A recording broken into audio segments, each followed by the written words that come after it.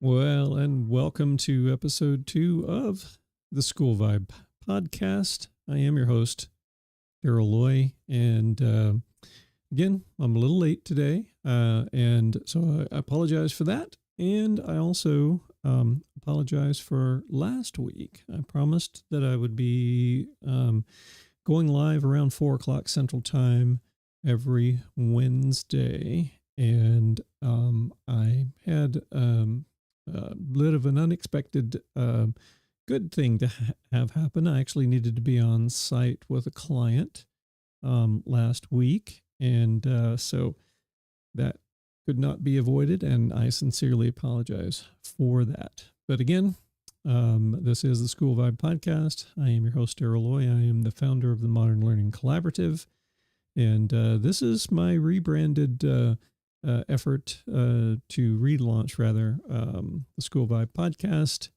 Again, here to share news and views that you can use within your school community, within your classroom, just all general things about school and the things that might have an impact on your life, on your school, those kinds of things. So I got a few articles lined up for you. Got a new something that I found very interesting in my travels along the web. Came across this in another great podcast that I caught the other day. Fascinating things. Can't wait to share that with you. Got going to bring ChatGPT back in for another conversation about a couple of the articles, or one in particular. Actually, two in particular that I think of that I want to ask ChatGPT's opinion on. So I do want to throw out an interesting tidbit of information. My wife is using ChatGPT on a project that she is working on as well, and having some interesting results. And we're trying to figure out where these results come from. So one of the articles is about that I want to talk about is related to AI. So this is somewhat relevant, but AI is huge. Hang on a second.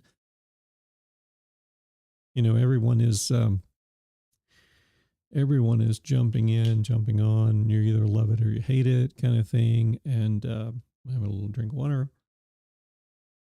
Apologize for the raspiness today. But yeah, you either love it or you hate it, and everybody's jumping on. But Debbie is using it on a project, and I found this very interesting. It's not providing her the results that she wanted necessarily, and she's asking for more and or different results. And it came back and said, "Yeah, I can do that, but it's going to be tomorrow." And so initially she just took that and okay, we'll wait till tomorrow. And then our son, who is a programmer developer, found that very humorous that she was actually taking, taking what it said as though she was interacting with a human. He had to remind her this is a computer; it doesn't have any concept of time. So tomorrow is no different to it than 5 minutes ago was to us. So yeah, it's all relative. So armed with that knowledge, she went back to it. Next time it said, "Yeah, well, I can get that to you, but it'll be tomorrow." She went back and said, "No, I want it in the next hour." And rather than argue with her as a human might and say, "No, I said I'd get it tomorrow," it said, "Okay, yeah, I can do it in an hour." So each time it sort of wants to shift it a little bit, she's arguing back with it. And of course, our son finds it humorous that she's arguing with a robot anyway. But yeah, all that to say, and some of the pushback, some of the issues associated with the timing on this thing might be resources within the ChatGPT world, and she might get different results if we were on a paid version that might be more inclined to jump on your task and or whatever that is. That's a speculation on my part. Don't know, but it makes sense.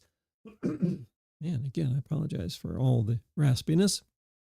So anyway, interesting little tidbit going on in the Loy household. I also want to end up today when we talk a little bit more about the Modern Learning Collaborative and the work that I'm doing there.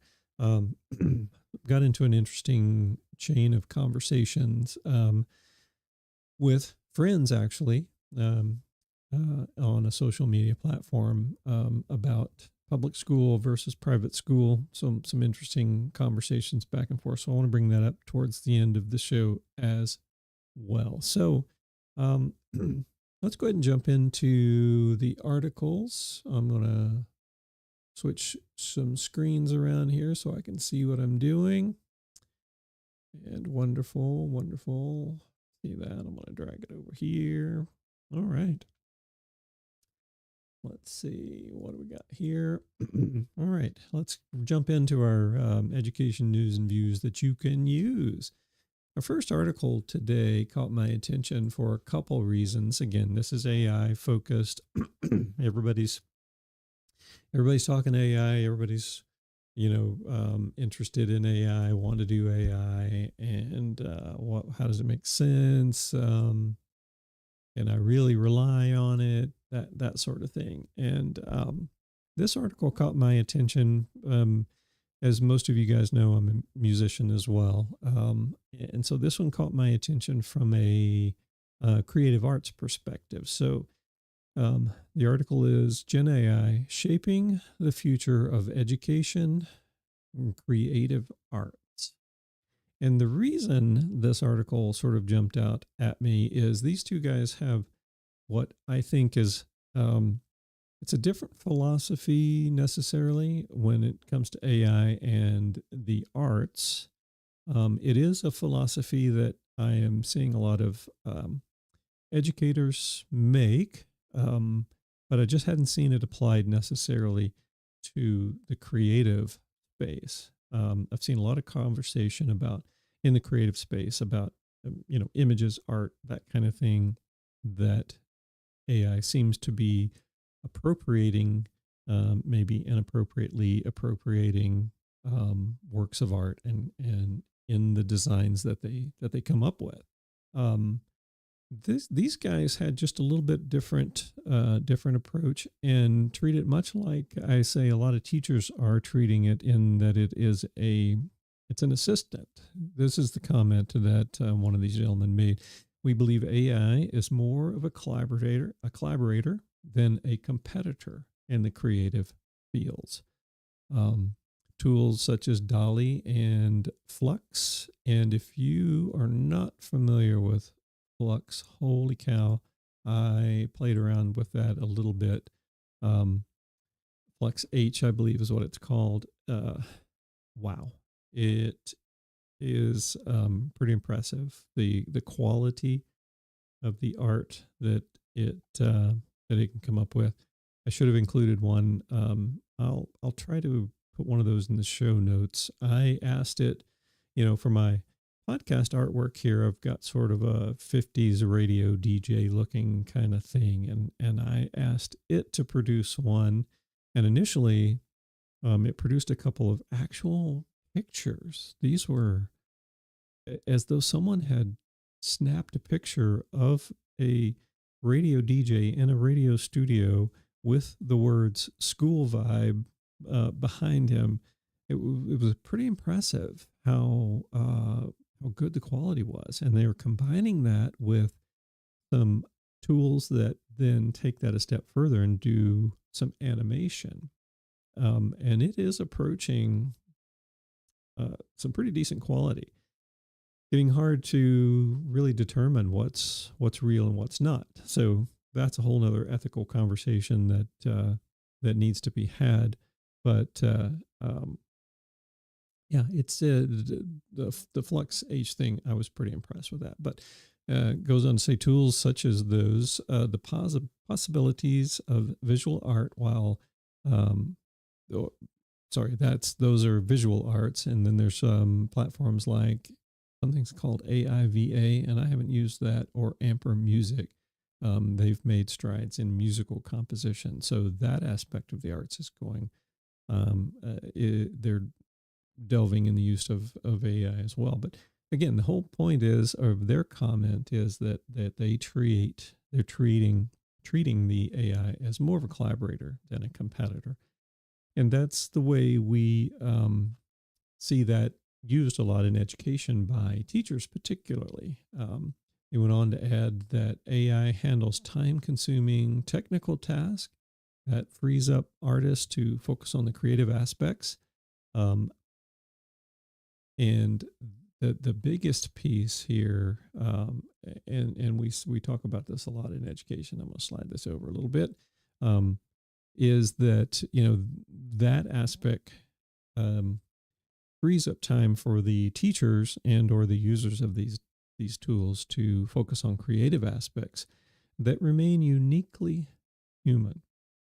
AI can't replicate emotional depth or lived experiences, and those remain intrinsic to human touch and artistic expression. So, as I've always said to the teachers that I'm working with respect to AI, not ever going to replace you. It cannot ever replace, in my opinion, at least not in my lifetime, I don't believe.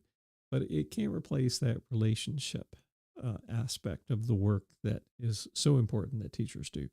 That relationship with the students, that human touch that remain intrinsic to the human experience. It's not going to replace that. And these guys, even within the world of the arts, are recognizing that as well. So that's kind of what caught my about this article. So I hope you find that interesting for sure. This next article, again, something that I talk a lot about in terms of the modern learning collaborative and establishing modern relevant learning environments in schools. This article is out of Indiana, Northeast Indiana, and talks about the title is Postsecondary Priorities, the Pull of Career and Technical Education in Northeast Indiana. And this article is just about a particular young lady that that actually signed up for one of these programs within her high school. Um, let's see, it's she signed up to participate in this new program that involved learning trades at local unions in the area in their training facilities. And she said, "Nah, I got nothing to lose by giving this a shot." So apparently, that's a class offering that was offered at her high school, Homestead and Carroll High Schools there in Fort Wayne, Indiana. Um, so she randomly decided to sign up for this and give it a whirl. And what she says is that decision changed the trajectory of her life. Um, she ended up in a plumber's training program and found that she really, really liked it. It worked. What did she say here? So I realized that I really liked it in my class. She said, so I decided to try it out as a career. So she actually had plans to attend Huntington University to pursue an agricultural degree, and has decided to scrap that and pursue this vocation, this work in the trades and in plumbing. So they go on to talk a little bit about some statistics. Lowest college going rate in at least a decade. So they're I guess in Indiana particularly, they're talking about a 53% rate of kids going on to college. So that's dropping drastically. And the fact that she just was willing to give this a whirl, so to speak, is really what it's all about. Um, how do kids know necessarily what they're interested in, what they're good at, if they aren't exposed to a lot of those kinds of opportunities? As I mentioned earlier, I am a musician, have been since seventh grade for me, which was a long time ago. I think you all know, if you've listened to the podcast at all, I am old, but how I got into music was very much the same way that this young lady got into this career of plumbing. It was an opportunity, something she thought she would give a try, and turned out to, as she said, it's changed her life. Clearly, music has changed my life, and just the creative outlet that has given me. It's just been very life changing for me. But it was very much that same sort of thing. I was approached by a friend, said, "Hey, why don't we try this?" Sure, why not? And that just almost flippant decision to say, "Yeah, why not? Let's give it a whirl." Totally changed my life. So that's another big part of these kinds of opportunities, and apparently, particularly in these schools in Indiana, they're actually changing their high school diploma requirements, and they're also adding seals, what they're calling seals, on their diplomas bearing employment readiness. So after participating in some of these programs, even the school is recognizing that the kids have a certain proficiency, and they're employment ready right out of the bat, right out of the gate. Once they graduate high school, they're ready to roll. Gets back to that whole thing about the fact that a lot of schools have in their mission that they are college preparatory schools. Well, as we can see in Indiana, 53% of the students is all that we're seeing transition. So half the kids aren't going to college. So what are they doing? And what are high schools and even middle schools doing to help prepare those kids who aren't taking off to college? And that's apparently less and less of a traditional pathway for kids. So at least some of the high schools in Indiana, and I think we've talked about I think we talked in the last episode about the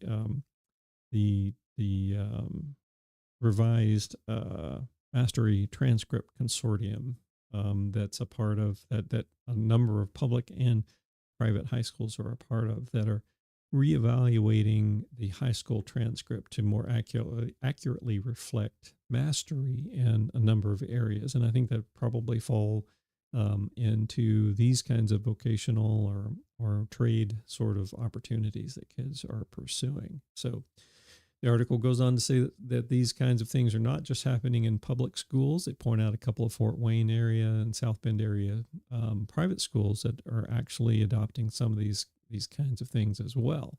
And I love this last part, this last comment from Sandra Adams. She's a CTE director there for the Fort Wayne Community Schools Career Academy. And she says, because no one projects the labor shortage to reverse, even given artificial intelligence. So the labor shortage is real. And as she says, no one is expecting that to reverse. So there you go. Great article about a young lady who just happened to try a different path and found something that she felt was career worthy and interesting and engaging. And not only that, but I think as a plumber, she can make a lot of money. Some of those trades do very, very well. All right, so that was the point of me sharing that article. One last article, and this one caught my attention because we hear often a common thread among the education community, particular, or I shouldn't say among the education community, but comments that fired, if you will, towards the educational community. And this article asks the question, are we getting more stupid? And it talks a little bit about human intelligence through history. Now, a lot of things I didn't necessarily agree with in this article right off the bat. Unfortunately, the author says that in his opinion, whether we are getting more stupid or not, it doesn't really matter.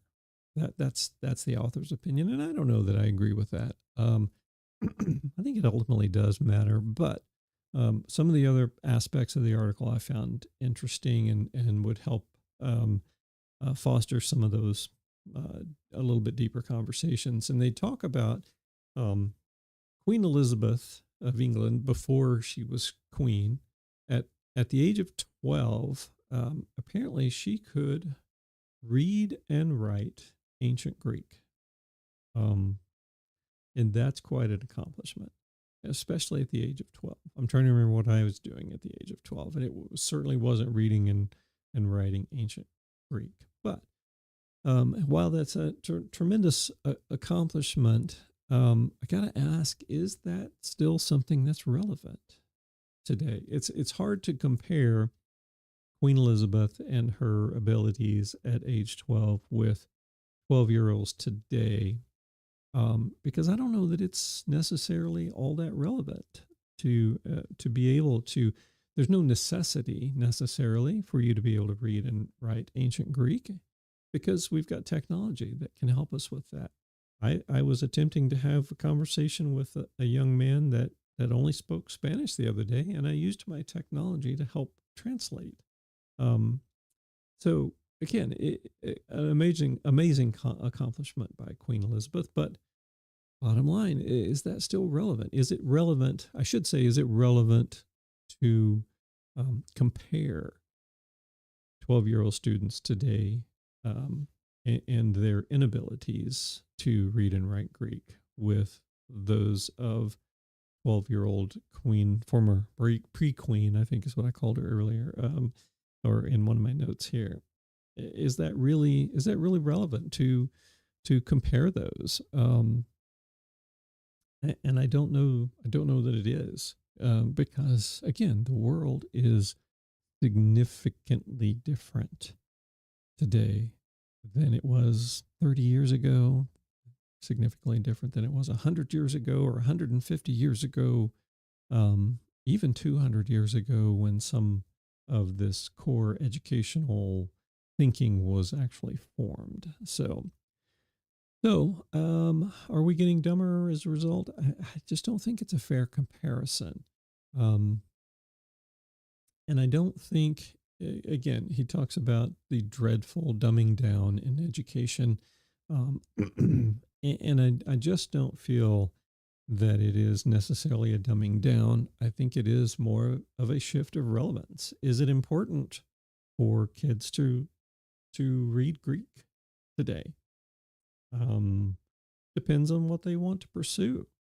But is it important for an average person, an average student to do that? I don't think so. I just don't think that's as relevant as it was during Queen Elizabeth's time. Let's see, a couple of other interesting aspects. He sort of makes his own point irrelevant, that it doesn't matter, because he talks about, apparently the author is a physics major, or is a physicist, and while he didn't necessarily, by his own admission, do well in school with in obtaining his physics degree, he points out that if you had put him in a time machine, and if you'd sent him back to 1942, and you put him in the middle of all the brilliant physicists who worked on the Manhattan Project to develop the atomic bomb, he, just with his less than stellar um, degree in physics and understanding of physics, he feels as though he could probably shave a year off of the development, have it ready in 1944 instead of 1945, because those guys were phenomenal in their fields at the time. But he now, some, what, 80 years this side of that, no, not that much, 60 years this side of that, he he has the benefit of learning from those guys. So he has sort of started his knowledge at that base level. So again, I think he's sort of disproving his theory that it doesn't really matter, if we're getting dumber. We really aren't, because we're building upon the education of all these great minds that came before us. If we didn't have a lot of the great philosophers in time before, would we be where we are today? Yeah. So I think he's just kind of not necessarily making the best point, but I do believe it matters, and I just don't believe that we are getting more stupid. I believe it's really a matter of what is relevant in our world today. So there you go. Three quick articles to bring up today on the podcast that I found interesting. I'll have links to all of those, obviously, in the show notes for this episode. So for the audio piece that I am sharing, I do put all these links. I will try to go back, and I think I added them all to the first episode links in YouTube as well. I also want to set up a page on my website devoted to the podcast, where you can find all the show notes there as well. So, still working on some of those aspects. So anyway, appreciate that. Now I want to jump into what I found, from around the web today, tips and things that I think educators should be aware of. This has really made a lot of news lately, and so I'd be surprised if you haven't heard about it. But if you haven't, please let me share a little bit with you. First of all, in order to do that, I'm going to play something. I'm not going to play the whole thing. It's 10 minutes long, but I'm just going to play it here for a minute and let you guys listen to this conversation. Hang on one second. Here we go. All right, so we're diving into The Great Gatsby. We are, and I'm excited to really dig into these study guides and excerpts you've got. Yeah, it's going to be interesting to go beyond the whole, Gatsby parties, glitz and glamour thing. Mm. Most people kind of remember that more than what Fitzgerald was really getting at. It's funny you should say that, right? Because what Fitzgerald does so well is he uses that, the extravagance of the time, to kind of like critique the very dream it's supposed to represent. It's true. And you got to remember the context too, right? 1925, Yeah. America is booming, but there's also this sense of disillusionment after the First World War. Yeah, Okay, it's almost okay, like a all right. tension there, Gonna you stop know. this. Gonna stop that for a second.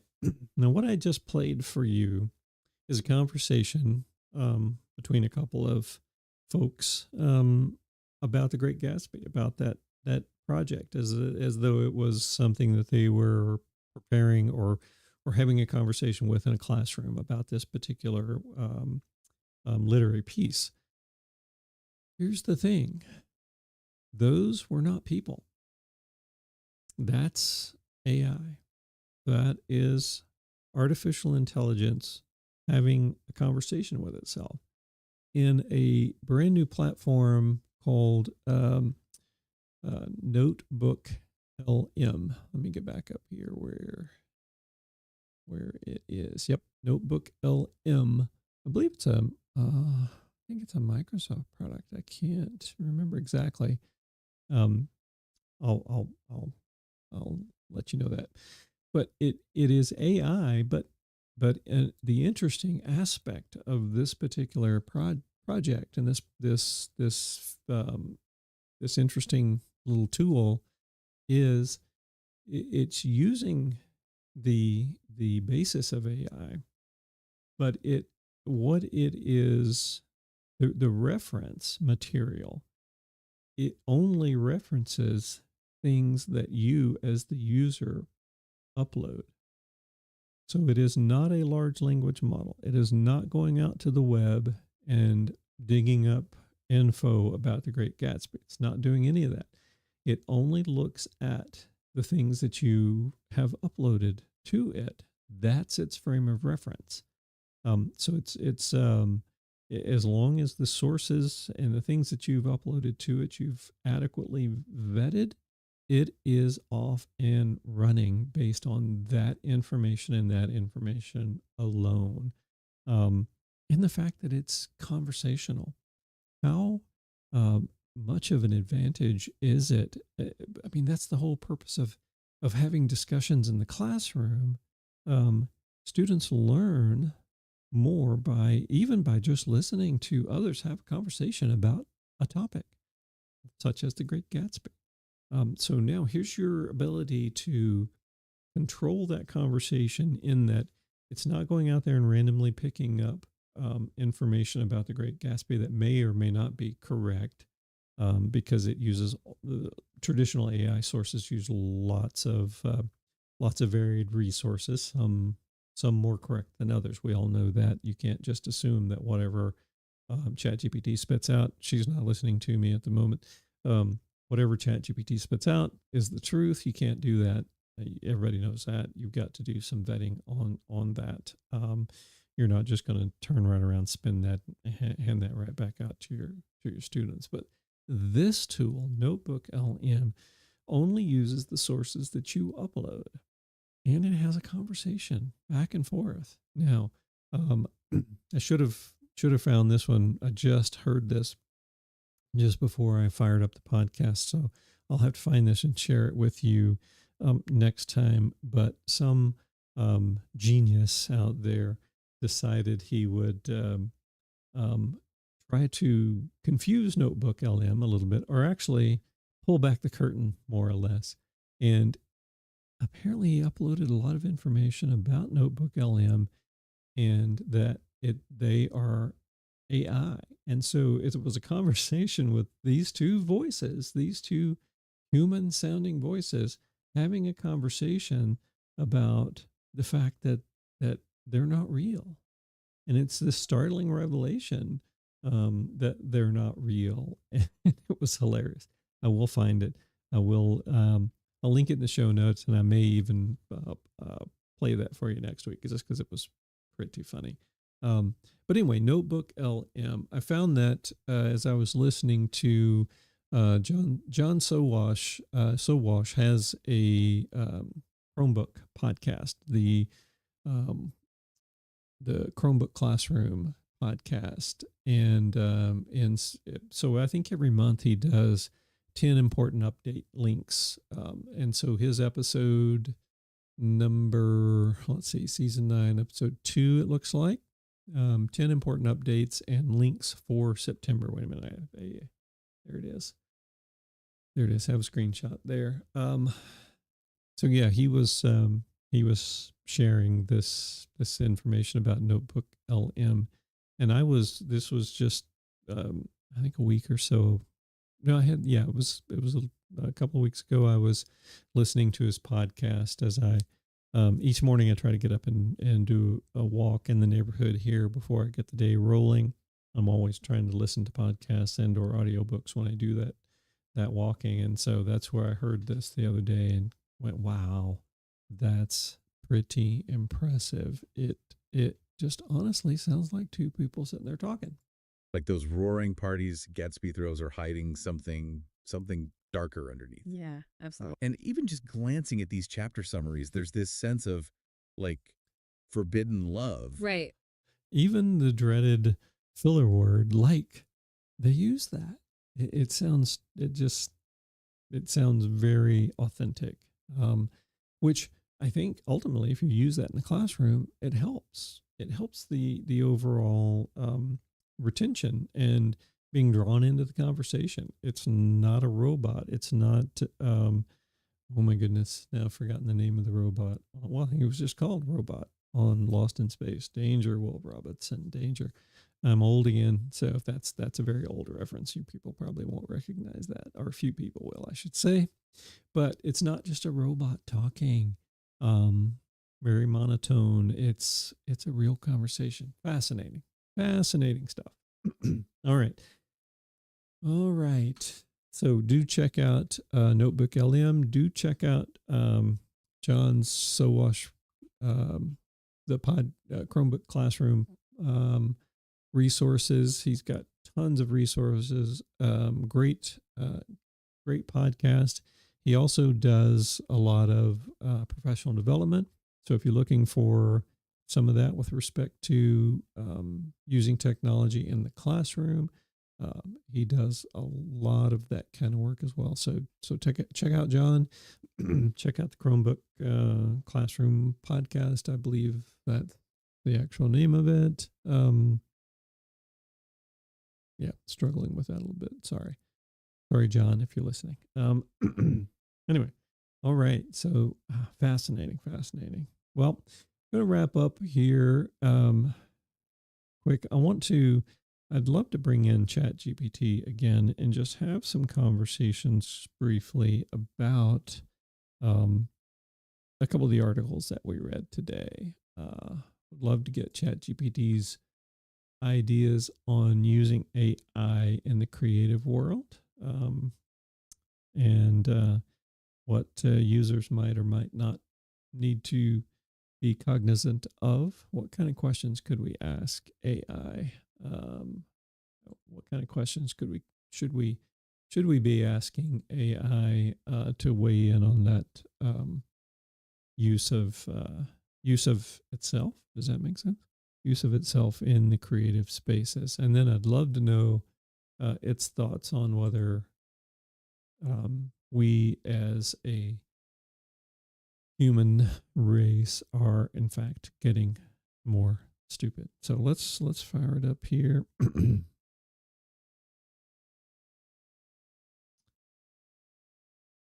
Hey, ChatGPT, this is Daryl, and you are on the SchoolVibe podcast. I'm here and ready. What's on your mind now? Well, we've read a couple of news articles today, and I'd love to get your take on both of them, or two of them. One of them is the use of AI in the creative spaces. So for artwork, for music, what do you think about the use of AI in that space?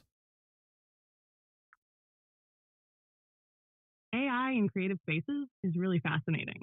It's transforming the way we think about art and music by offering new tools for both amateurs and professionals. On one hand, AI can help generate ideas, produce artwork or music faster, and even open creative doors that weren't possible before, like creating entire pieces from scratch based on simple input. On the other hand, there's an ongoing debate about authenticity and originality. Some people feel that relying on AI takes away from the human touch, which has traditionally been central to creativity. There's also concern over ownership, as AI-generated work often draws from existing data. Who gets the credit, the algorithm, or the person who programmed it? What's your take?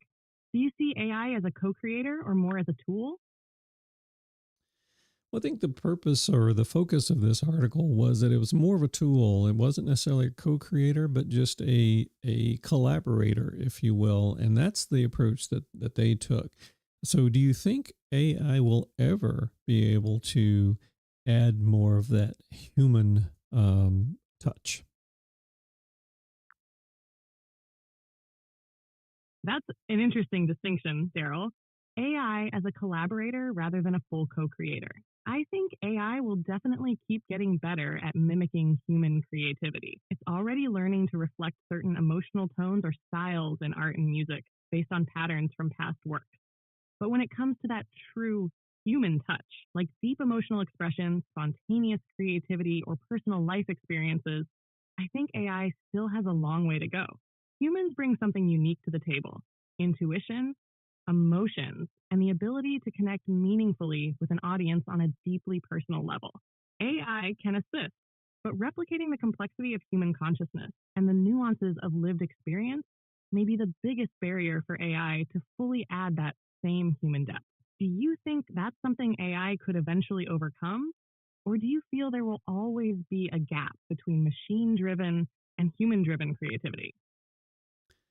Well, being a human, I sort of feel as though there will always be a gap. I think it will be very difficult for machines to sort of develop that human touch. But I think you've touched on a couple of interesting aspects, and I do think that AI will get better. It is probably as bad as it will ever be right now, and I think we can compare that to the use of Google and or search engines back in the day. They were very rote. They were very strict and restricted and very difficult to work in a way that you get effective results.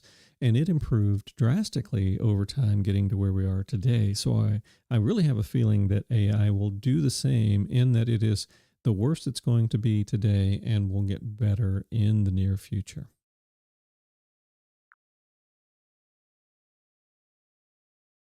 I completely agree with you, Daryl. AI is definitely in its early stages when it comes to creativity, and just like search engines evolved, AI will too. As it gets better at learning context, emotions, and more complex inputs, we'll likely see it become an even more effective tool for creatives. But as you said, there will probably always be something distinctly human that AI can't fully replicate, like the emotional depth or the spontaneous nature of human creativity. It's exciting, though, to think about where it's heading. We could see artists using AI not only to speed up their work, but also to push boundaries in ways we haven't even thought of yet. It'll be fascinating to watch that evolution. Do you think this will change how we define creativity or even art itself over time? No, I wouldn't say it's going to change any of that. And thank you, by the way, for recognizing that you will not likely ever be truly human, and there will always be that gap. So thank you for recognizing that. Let me ask you another question, though. One of the other articles that we read, the title was, "Are we," and it's the we as a collective human society, "are we getting more stupid?" And that was the focus of the article. What do you think, ChatGPT? Are we as humans getting more stupid?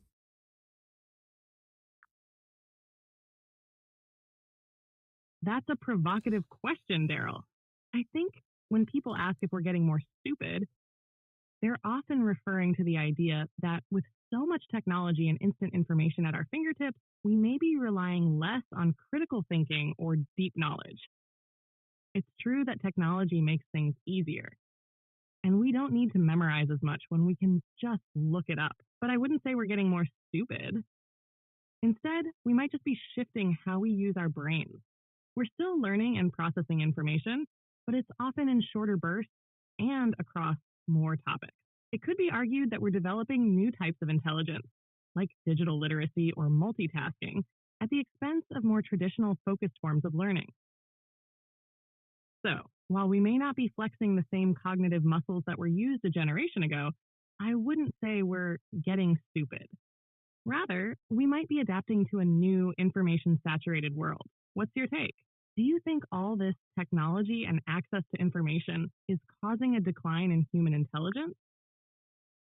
Well, as we discussed when I read the article earlier before you joined us, I really don't think it is that we are getting more stupid. I think it is more that the relevance of what we need to know and the relevance of how we use that knowledge has shifted significantly. It was more important for someone 100 years ago to understand how to read Greek, as the example in the article. I think it's less important for people to understand that now because we have technology that can assist with that. So for me, it's a matter of relevance. I don't think we're more stupid. I think we're just focused in different areas, and our intelligence is exercised in a completely different area.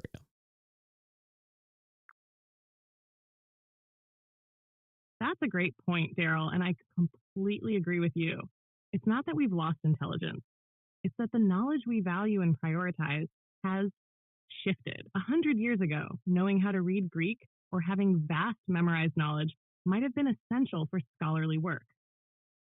Today, with technology providing so much instant access to information, we don't necessarily need to memorize facts in the same way. Instead, we focus on navigating, analyzing, and applying that information, which is just as important in our current context. In a way, we've traded depth in certain traditional areas of knowledge for a broader but more adaptable intelligence that fits our modern world. Technology has become an extension of our cognitive process, and in many ways, that's allowed us to focus on more complex problem solving and creativity. Do you think this shift in relevance has had any negative impact, or do you see it as mostly a positive evolution in how we use our intelligence? Oh, absolutely. Most certainly, it's a positive direction that we're moving in. We're shifting, and one of the basis of my work here is that knowledge is ubiquitous. It's a click or two away at the most. So rather than spending time in school, standing in front of a classroom and imparting knowledge, we should be there helping kids learn how to be lifelong learners, how to use those essential skills of curiosity, creativity, communication, collaboration, critical thinking, as you mentioned. We need to be focused on how to prepare those kids with those skills, and that's going to make them lifelong learners. That's going to make them more successful in their future, because their future is significantly different than our present.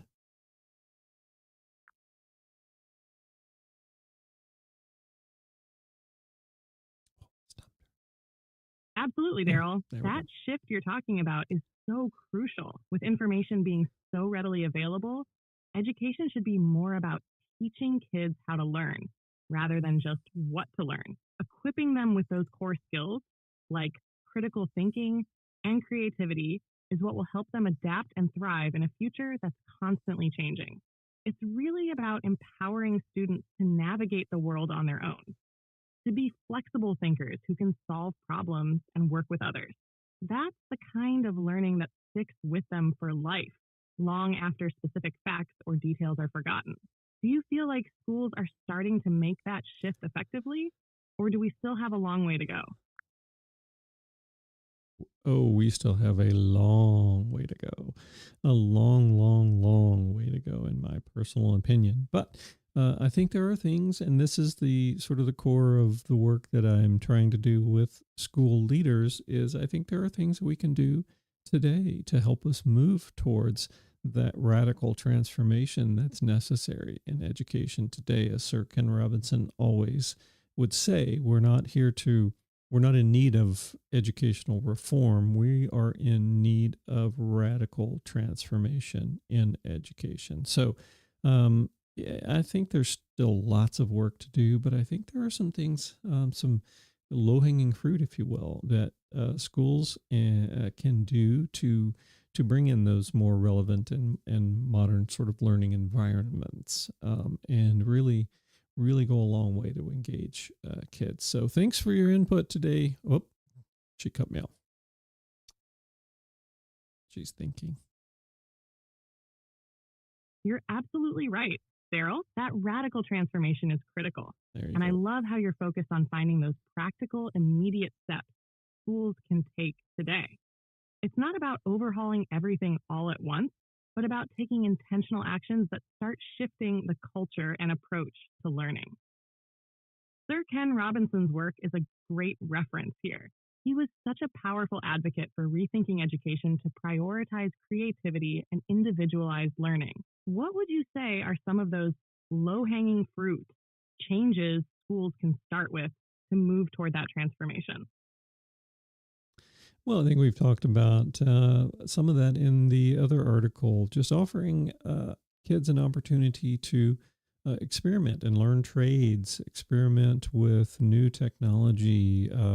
We always offered in my last couple schools some media arts opportunities for students to learn how to do audio and video editing, to build everything from building a studio to actually running the studio and all the jobs that are associated with video production and work and audio production work. So I think those are some of the low hanging fruit and things that I would love to have the opportunity to introduce people and school leaders to, and how they can integrate that into their curriculum. ChatGPT, thank you very much for being on the episode today. And I just appreciate it. And we'll talk to you next time.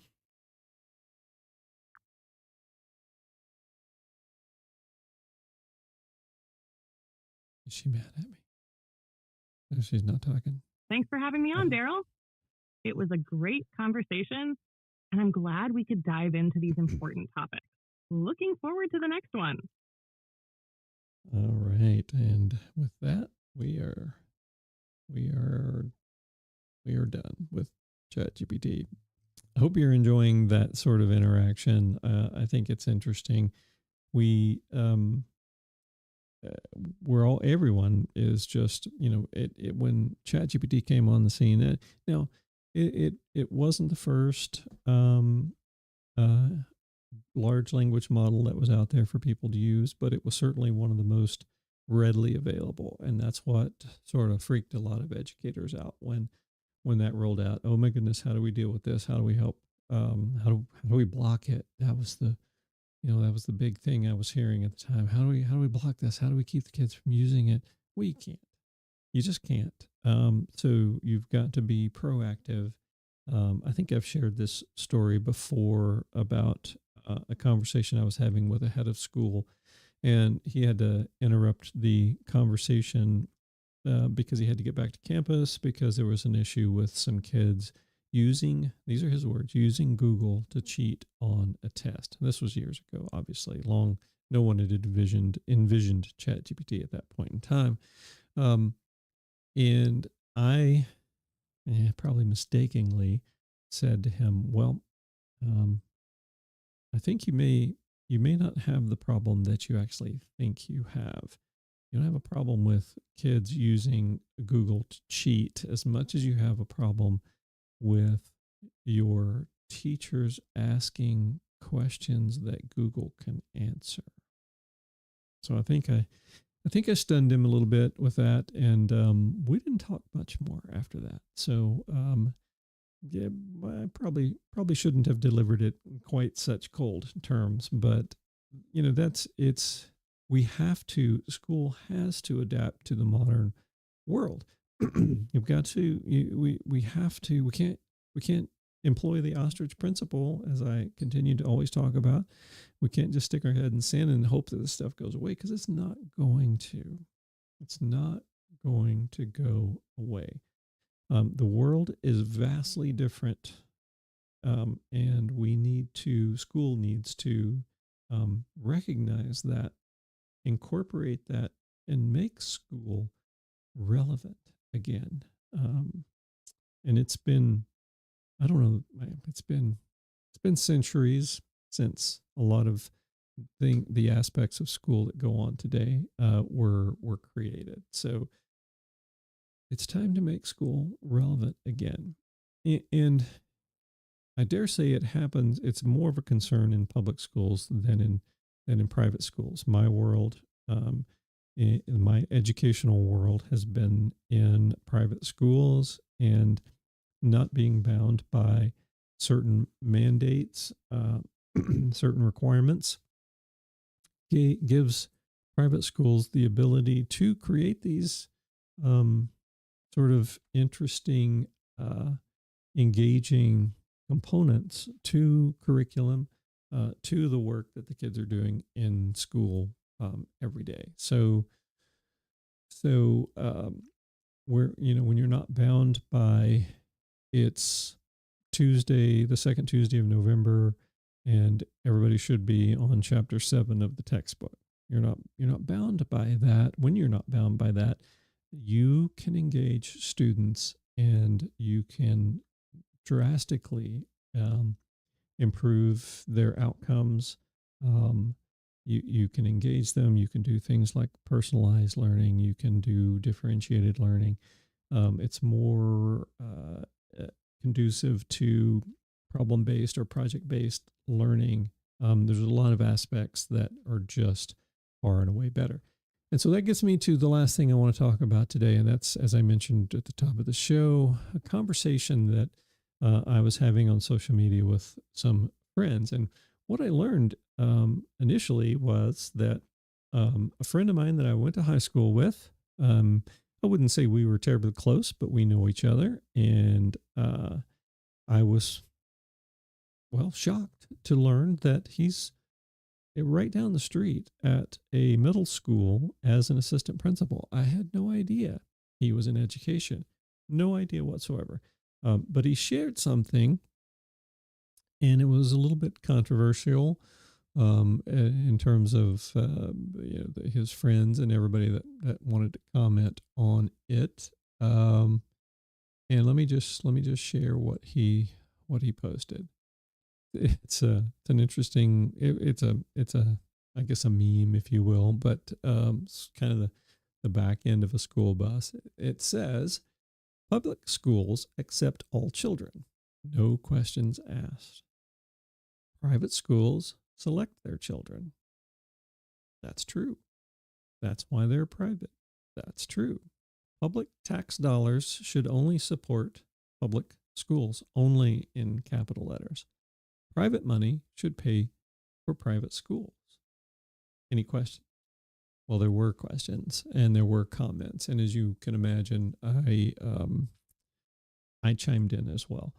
I am on record in the Fort Worth Star Telegram, even suggesting years ago that government just needs to get out of the education business.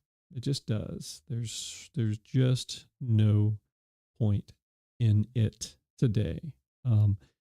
As we the thread of folks on this in this conversation talked about, another beautiful aspect of private schools is simply competition.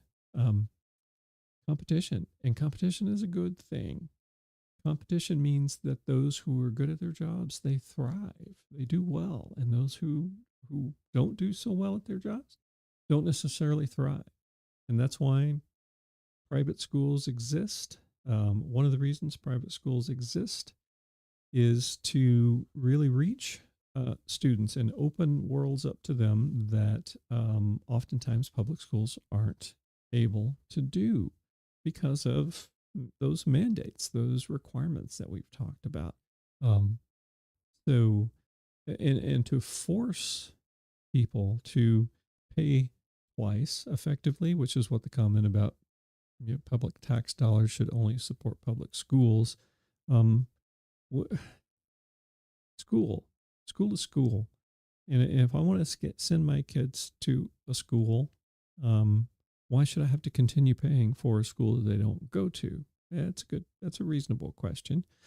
Um, I think there's a lot of work that needs to be done in this space.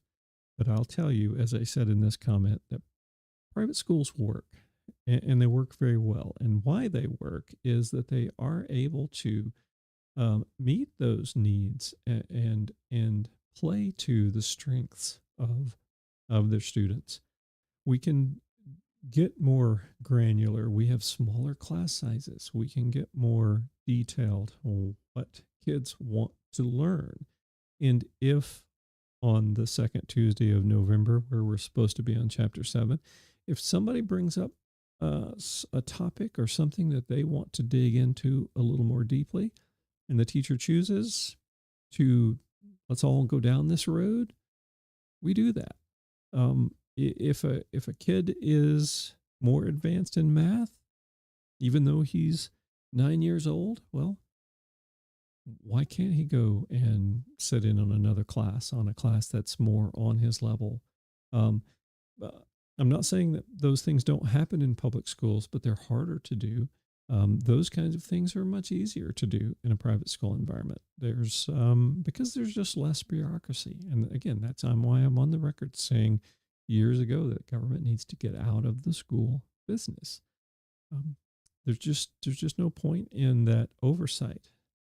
And I'm not even talking about the fact that our public school environments, and really a lot of what happens in private schools as well, but the public schools particularly, the things that happen on a day-to-day basis, we can trace a lot of that back to hundreds of years ago. Hundreds, not singular hundred, but hundreds of years ago. Standardized testing has been around for over 250 years as a part of public education. I've got the research, can share it with you. It is a fact. It is a fact. And how is that relevant? How can continuing to do something that even if it was relevant, and from what I know about how it came to be, it was relevant in the time, but how can anything that was relevant 250 years ago continue to be relevant today? And I'm talking more about the preparation of our students for their future. So no way to have envisioned today's world 250 years ago. No way. Just no way. And yet we cling to, if you will, those centuries old educational rituals. There's just no reason for it. I'm sorry. I'm on my soapbox and need to step down. But anyway, it was an interesting conversation. Glad to see that there are a lot of non-educator friends who feel the same way, that that they're obviously that public school is broken. School in general is broken, and there's a lot of work that we need to do. I think there are a lot of aspects of private school that still needs to change as well. There's been a huge shift in sort of data, using large amounts of data to help direct and purpose the school. And I've got to say, I got a little bit of a problem with that as well. I mean, I'm an accountant. My background is numbers, love data, no question about that. But I don't know that there's that data dashboards, which is a huge thing, even in education these days, is capable of adequately expressing how, I don't know, little Susie is in how well she collaborated with her peers on the last project that she did. I don't know that you can capture that data. But some of those are the things that are important. As I said, the 5 C's of education. I'm always going to talk about how important those are. Um, so how do you capture that? So there are things in private schools that can be done better as well. No question about that. But I do not believe for a moment that government should be involved in education any longer. Break that up. Um, Give the people their money back. Let them send their kids to the best school for them. And just because it's the best school for little Susie doesn't mean it's the best school for little Daryl over here. Um, it's just not. That's all kinds of minds, all kinds of minds. I've got a book back here called Schools for All Kinds of Minds. And there's a great write up about Fort Worth Academy in there because that was a huge part of the identity of that school. We were there we recognized that kids they come equipped with all kinds of minds and in very, very, very different places. Just because a kid is 7 years old doesn't mean he's the same as every other 7-year-old kid. They're very different. Their brains work differently. Their bodies work differently. Their interests are vastly different. And even Sir Ken Robinson talks about how kids come to school highly, highly curious, highly creative, and we spend the next 12 years stripping them of all that. So there's a lot of work that needs to be done in education. And what I asked for, my friend Travis, who is the assistant principal down the street, I asked him in my comment, I said, I made those comments, but then I said, dude, I'd love to sit down with you and have a conversation about these kinds of things. I'd love a little insight more so into the public school world. All my experience is on the private school side. But I'd love a little more insight into that public school world. How do you guys deal with tech integration? How do you deal with the topics of problem or project-based learning? How do you handle differentiation? Do you handle differentiation? Do you do any personalized learning? I'd love to sit down with Travis and have those conversations. Hopefully we can do that. I'd love to have him on the podcast. I'd love for you guys to be able to hear from a seasoned public school administrator as well, and give them an opportunity to enlighten us a little bit about those kinds of things that go on as well. So I'm going to wrap it up there. Thank you so much for listening. If you are out there listening and you are in a leadership role in a private school institution somewhere in the world today, I would love to partner with you. Take a minute, take a look at the Modern Learning Collaborative and the work that I do with respect to assessing programs and helping determine where we can implement some of those more modern, more relevant learning environments into your institution. So please reach out. Daryl Loy on all these socials. Daryl@darylloy.com is my email. My phone number's there on the website as well. Feel free to give me a call, send me a text message. Happy to connect with you. There is a what I'm calling a masterclass, the Casting a Vision for Modern Learning, that you can sign up for. It's about an hour-long conversation with me where we talk in depth about the why behind the Modern Learning Collaborative and why it's important that we start making that radical transformation that Sir Ken Robinson so frequently called for. So look me up. Love to connect with you on any and all of the socials. Love to collaborate with you, work with you if you are in fact in school leadership. Would love to have those conversations. Thank you for listening to another episode of School Vibe, and I will endeavor to make this a more regular occurrence, going live Wednesday afternoons, 4:00 Central Time. And so I will leave links to the YouTube channel in the audio show notes as well. I will start to share this stuff out on my social medias as well. So hope to talk to you guys soon. If you are on with us live, I do have the chat open if you're interested. So I haven't done a lot of promotion of this yet, so not seeing a lot of high participation from the live perspective, but again, haven't promoted that. So I'm going to be promoting that more over the next weeks and hopefully growing the audience. But thanks for listening, and we will see you soon.